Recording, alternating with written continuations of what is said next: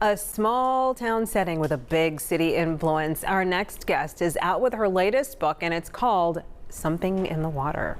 To learn more about the story, we are here with Memphis resident Phyllis Dixon, author. Congratulations. Thank you, thank you. Okay, so tell us what inspired Something About Water.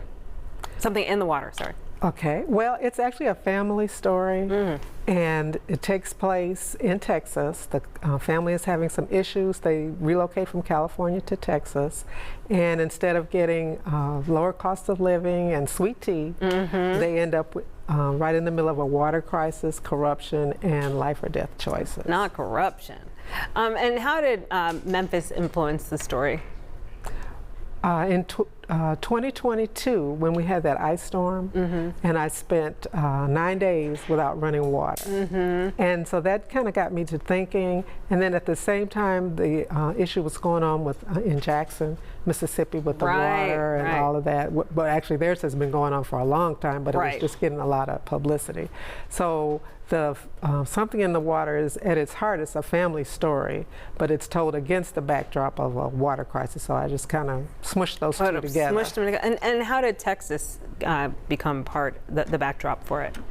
Well, I used to live in Texas, and I decided on Texas because I know a lot of people from California are relocating to Texas. Really? So that's, but what? I'm like, wait. Yeah.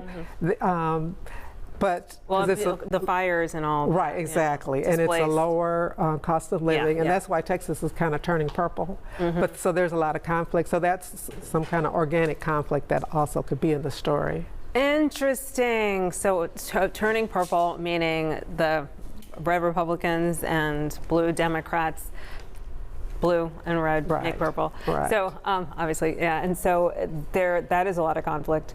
And so you've been tracking that as well. And as an author, talk about the research that you do. Let's see how it's,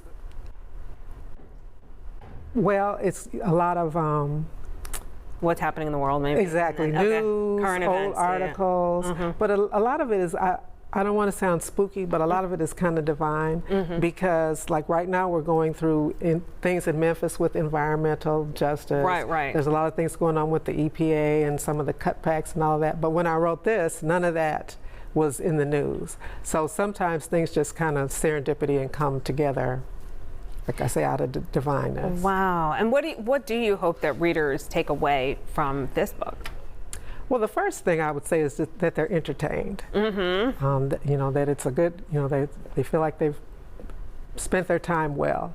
But then also there are some things, going on with the environment and things like that, because I was not necessarily a water nerd or anything like that, and I learned a lot by doing this book as well. So I think maybe we need to pay a little bit more attention to the environment and things that are going on. And this is your 5th novel? Yes.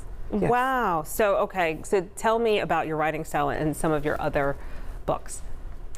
At its heart, I think all my writing is about family, and but they then also include some current topics that are going on as well. But at the heart, it's about family.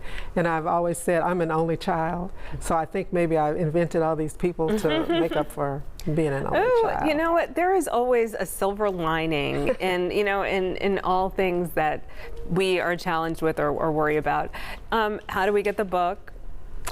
Wherever books are sold. Now the book launch is actually tomorrow at a Novel on Perkins. A book has a long gestation period, so today is actually publication day, finally. Right. Oh, congratulations. But like I say, it's available everywhere, but I invite everyone to come out to Novel tomorrow, and it's going to be a conversation between myself and Latricia Adams, and she is the president of Young Gifted and Green. She's on the board of Protect Our Aquifer. She's got a lot of credentials behind her name as well.